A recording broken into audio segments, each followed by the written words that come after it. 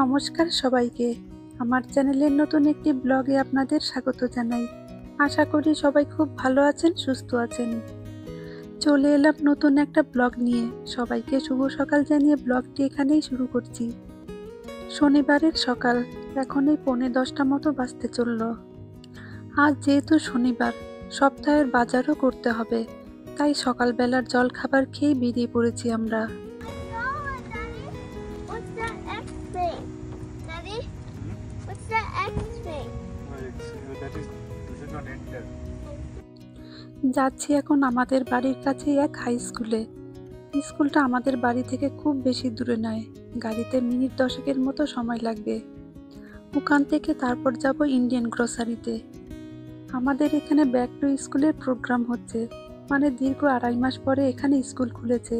এর জন্য স্কুল খোলার পরে প্রথম শনিবার ফ্যামিলি সহ একটা পার্টির আয়োজন করা হয়েছে। এই প্রোগ্রাম হচ্ছে একটা হাই স্কুলে, সেখানেই আমরা যাচ্ছি।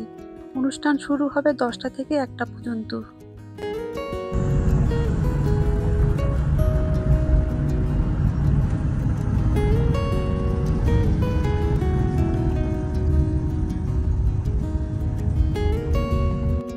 চলে এসেছি আমরা।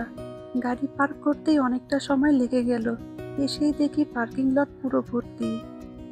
স্কুলের পাশে একটা মাঠে গাড়ি পার্ক করতে হয়েছে। পার্কিং খুঁজতে খুঁজতে প্রায় মিনিট 5 মতো সময় চলে গেল। এখানে এসে খুবই অবাক হয়ে গেলাম। আমরা যেখানে থাকি সেই ডিস্ট্রিক্টের আন্ডারে যত স্কুল আছে সব স্কুলের ছাত্রছাত্রীদের বলা হয়েছে। প্রতিটি স্কুলের পক্ষ থেকে একটা করে স্টল দেওয়া হয়েছে। এই স্টল থেকে সবাই খুশি মতো জিনিসপত্র নিতে পারবে। আর ভেতরে ঢোকার আগেই একটা ব্যাগ দিয়েছে, যাতে জিনিসপত্র কালেক্ট করে রাখতে পারে। স্টলগুলিতে রয়েছে পড়াশোনার প্রয়োজনীয় জিনিস, যেমন খাতা, পেন, পেন্সিল, রবার, ফাইল, গল্পের বই, এইসব। এগুলো সম্পূর্ণ ফ্রিতে দেওয়া হচ্ছে। মানে একটা বাচ্চার সারা বছরে যা যা লাগবে সবই দেওয়া হচ্ছে বিনামূল্যে। এর জন্য কোনো টাকা লাগবে না। প্রতিটি বাচ্চাকে একটা করে স্কুল ব্যাগও দেওয়া হচ্ছে।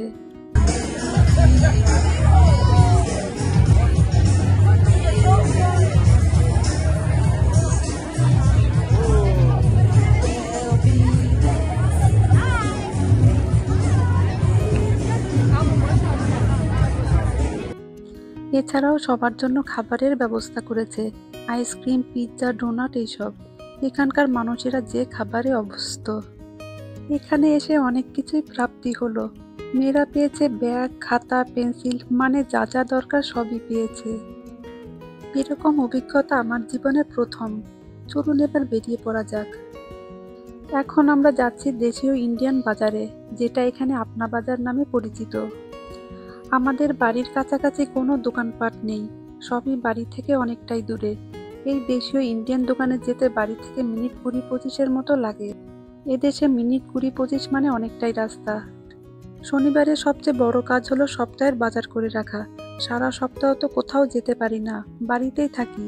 সোনার বাবার অফিস থাকে বলে যাওয়া হয় না। এজন্য শনিবারে বাজার করাও হয়, আবার ঘোরাও হয়। আমরা যেখানে থাকি সেখানে পাবলিক ট্রান্সপোর্টের কোনো ব্যবস্থা নেই, সবারই নিজের গাড়ি আছে। ইচ্ছা থাকলেও যখন তখন কোথাও যেতে পারি না। কোথাও যেতে হলে উবের বুক করতে হবে। তাই শনিবারের জন্য অপেক্ষা করে থাকি আর লিস্ট করে রাখি কী কী কিনতে হবে। প্রথমেই বলে রাখি, আমাদের মতো মধ্যবিত্তদের বাজার করার সবচেয়ে ভালো জায়গা হচ্ছে কস্টকো এবং অলমার্ট। কিন্তু অন্য কোনো সুপার মার্কেট থেকে বাজার করলে দুটোর মধ্যে কিন্তু অনেকটাই ডিফারেন্স পড়ে যায়। এখানে জিনিসপত্রের দাম তুলনামূলকভাবে একটু কম হয় অন্যান্য আমেরিকান সুপার মার্কেট থেকে। এই ইন্ডিয়ান বাজারে কিছু দেশীয় সবজি ও মুদিখানার জিনিসপত্র নিতেই এখানে আসা হয়। বাকি অন্য কিছু কস্টকো বলে যে হোলসেল দোকান আছে, ওখান থেকেই কিনে থাকি। আজকে আপনাদের সাথে শেয়ার করব আমেরিকায় কীরকম জিনিসপত্রের দাম বেড়ে গেছে। 2 বছর আগে যখন এখানে প্রথম এসেছিলাম, তখন জিনিসপত্রের দাম কীরকম ছিল আর এখন কীরকম জিনিসপত্রের দাম বেড়ে গেছে। আপনারা হয়তো অনেকেই জানেন, ভারত আমেরিকার বাণিজ্যিক সম্পর্ক টানাপোড়েনের মধ্যে দিয়ে যাচ্ছে। এই আমেরিকা আর ভারত, দুই দেশের মধ্যে যেহেতু ব্যবসায়িক সম্পর্ক অবনতি হয়েছে, তাই তার প্রভাব কিন্তু সাধারণ মধ্যবিত্ত মানুষের উপরেও পড়েছে। আসলে এদেশের সরকার ভারত থেকে যেসব জিনিসপত্র এখানে আসে, সেই সব জিনিসপত্রের উপর 50% শুল্ক বসিয়েছে। এজন্য জিনিসপত্রের দাম অনেকই বেড়ে গেছে। শুধু আমাদের দেশই নয়, অনেক দেশের উপরই এই ট্যারিফ চাপিয়েছেন।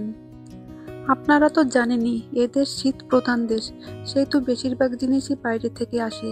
ফলে বাইরে থেকে আসা সব জিনিসের দাম অনেকই হয়েছে। আর এর প্রভাব পড়েছে সাধারণ মানুষের উপর। ঢুকেই প্রথমে সবজি সেকশন। সারা বছরে মোটামুটি সবকিছুই পাওয়া যায়, তবে এই সবজিগুলো কোথা থেকে আসে আমার জানা নেই। নিয়েছি একটা বাঁধাকপি ও ফুলকপি। ফুলকপির দাম পড়েছে $2.50, মানে ইন্ডিয়ান কারেন্সিতে কনভার্ট করলে 200 টাকার কাছাকাছি পড়ে যায়। আর বাঁধাকপির দাম 212 টাকা। আর নিয়েছি উচ্ছে, 450 গ্রাম উচ্ছের দাম 120 টাকা। এদিকে রয়েছে পটল, সিম, কুঁদরি, মূলো, বিনস, ভেন্ডি এইসব। এখানে পটল ও সিমের দাম অন্যান্য সবজির তুলনায় অনেকটাই বেশি। সিম পাওয়া গেলেও পটল সেভাবে পাওয়া যায় না। 450 গ্রাম পটলের দাম $6, মানে ইন্ডিয়ান কারেন্সিতে 480 টাকার কাছাকাছি পড়ে যায়। আর 450 গ্রাম সিমের দাম 550 টাকা। এই সবজির দাম সবসময় কিন্তু এক থাকে না, আদান প্রদান অনুযায়ী এর দাম ওঠানামা করে। আর এদিকটায় রয়েছে বিভিন্ন ধরনের বেল পেপার। এখানে হচ্ছে শাকের সেকশন। আমাদের দেশের মতো সব শাক পাওয়া যায় না, তবে কমন কিছু শাক আছে, সেগুলো সারা বছরই পাওয়া যায়। পুঁই শাক, পালং শাক এইসব। এখানে সজনে পাতার প্রচুর দাম। 450 গ্রাম সজনে পাতার দাম 500 টাকার কাছাকাছি পড়ে যায়। আর নিলাম স্প্রিং অনিয়ন। তবে জানেন তো এই পেঁয়াজ কালিটা এখানে সেভাবে পাওয়া যায় না। স্প্রিং অনিয়ন এনে ওটাই ভেজে খাই। আর যেটা পাওয়া যায় না, সেটা যেন আরো বেশি খেতে ইচ্ছা করে। আর এদিকে একটা মোচা ও পেঁপে নিয়ে নিলাম। মোচা এখানে সবসময় পাওয়া যায়, তবে মোচাগুলি টাটকা থাকে না আর ভেতরটা খুবই কালো। মোচা নেওয়া মানে কাজ একটু বাড়ে ঠিকই, তবে রান্না যখন করা হয় খেতে খুবই ভালো লাগে। একটা মোচার দাম পড়েছে $5, মানে ইন্ডিয়ান কারেন্সিতে 400 টাকার কাছাকাছি পড়ে যায়। এখন এলাম ডালের সেকশনে। এক প্যাকেট ডালের দাম $6, মানে ইন্ডিয়ান কারেন্সিতে 480 টাকার কাছাকাছি পড়ে যায়। এই এক প্যাকেট ডাল 2 কিলোর কাছাকাছি। আমাদের দেশে যেমন লুজ ডাল পাওয়া যায়, এখানে তো সেটা পাওয়া যায় না, সবই প্যাকেট। এখানে সবচেয়ে কম হচ্ছে 12B, আর সবচেয়ে বেশি হচ্ছে 4LB, মানে 2 কেজির মতো। দেশে যে ধরনের ডাল পাওয়া যায়, এখানে সব ধরনেরই ডাল পাওয়া যায়। আর একটা তেল নিয়ে নিলাম। আমাদের রোজকার রান্না অলিভ অয়েলেই হয়। কিছু কিছু রান্নার ক্ষেত্রে সর্ষের তেল ইউজ করি, এজন্য 2 লিটারের একটা তেল নিয়ে নিয়েছি। এটা আমার অনেক দিন চলে যাবে। এর দাম পড়েছে 600 টাকা। আমরা তো মাছে ভাতে বাঙালি। বাঙালি মানে ভাত ছাড়া চলে না, সে যেখানেই থাকি না কেন। সারাদিন অন্য কিছু খেলেও একবার ভাত না খেলে মনে হয় কিছু একটা খাইনি। এখন এলাম চালের সেকশনে। চাল এখানে সবসময় পাওয়া যায়। মাঝে একবার চালের আকাল পড়েছিল, তবে এখন ঠিক হয়ে গেছে। আমরা নর্মালি সোনা মাসুরি খাই। এক প্যাকেটে থাকে 9 কিলোর মতো। এর দাম এখন 2000 টাকার কাছাকাছি। এই সব জিনিসপত্রের দাম কিন্তু স্টেট টু স্টেট নির্ভর করে। আমরা যেই স্টেটে থাকি, সেই স্টেট হচ্ছে ডেলাওয়্যার।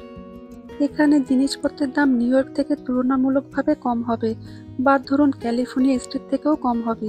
তো সেই হিসাবে কিন্তু অনেকটা স্টেট নির্ভর করে। যেমন ধরুন অনেক স্টেটে সেলস ট্যাক্স কম, আবার অনেক স্টেটে বেশি। তো সেই ক্ষেত্রে কিন্তু একটু দামের ফারাক হয়। আর আমাদের এই স্টেটে কোনো ট্যাক্স লাগে না। নর্মালি অন্য স্টেটের থেকে দামটা একটু কমই হয়। অন্যান্য স্টেটে যে জিনিসটা কিনবো তার উপর 7% সেলস ট্যাক্স দিতে হয়। আর এখানে এই ট্যাক্সটা লাগে না। ট্যাক্স না দিলে জিনিসপত্রের দাম একটু কমই হয়ে যায়। আর এখান থেকে নিচ্ছি পনিরের প্যাকেট। এখানে অনেক টাইপেরই পনির পাওয়া যায়। কোনো পনিরে ফুল ফ্যাট থাকে, আবার কোনোটাই ফ্যাট ছাড়া। এক প্যাকেট পনিরের দাম ইন্ডিয়ান কারেন্সিতে 640 টাকা। আর একটা নিলাম দই। এই দইয়ের ওজন 2 কিলোর কাছাকাছি। এর দাম 600 টাকা। এখানে দেশের সব ধরনের জিনিসপত্র, এই ধরুন শাক সবজি ফলমূল মুদিখানা সব কিছুই পাওয়া যায়। তবে গুজরাটি দোকান বলে নন ভেজের কোনো আইটেম পাওয়া যায় না। তবে দেশ থেকে আসা জিনিসপত্রের দাম কিছুদিন পরে বাড়বে, সবে তো চালু হয়েছে এই শুল্ক। আর এদিকে হচ্ছে সব ফ্রোজেন ফুড। সামনে যেগুলো দেখছেন এগুলো হচ্ছে স্টিলের জিনিসপত্র। আসলে আমাদের দেশে যে স্টিল কাঁসা পিতল ব্যবহার হয়, সেজন্য এগুলো এই ইন্ডিয়ান দোকানে পাওয়া যায়।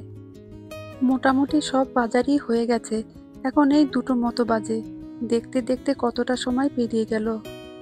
এবার তাহলে বিলিংটা করে নিই। অনেক দিনের বাজার হয়ে গেল, বেশ কিছুদিন না আসলেও হবে। যাই হোক, ভিডিওটা তাহলে এখানেই শেষ করছি। আমার এই ভিডিওটা ভালো লেগে থাকে তাহলে লাইক, শেয়ার, কমেন্ট করার জন্য অনুরোধ করে রাখলাম। সবাই ভালো থাকবেন, সুস্থ থাকবেন। আবার দেখা হবে অন্য একটি ভিডিওতে। আর আমার চ্যানেলটা যদি ভালো লেগে থাকে তাহলে প্লিজ একটা সাবস্ক্রাইব করে নেবেন। সবাই ভালো থাকবেন, সুস্থ থাকবেন, সাবধানে থাকবেন।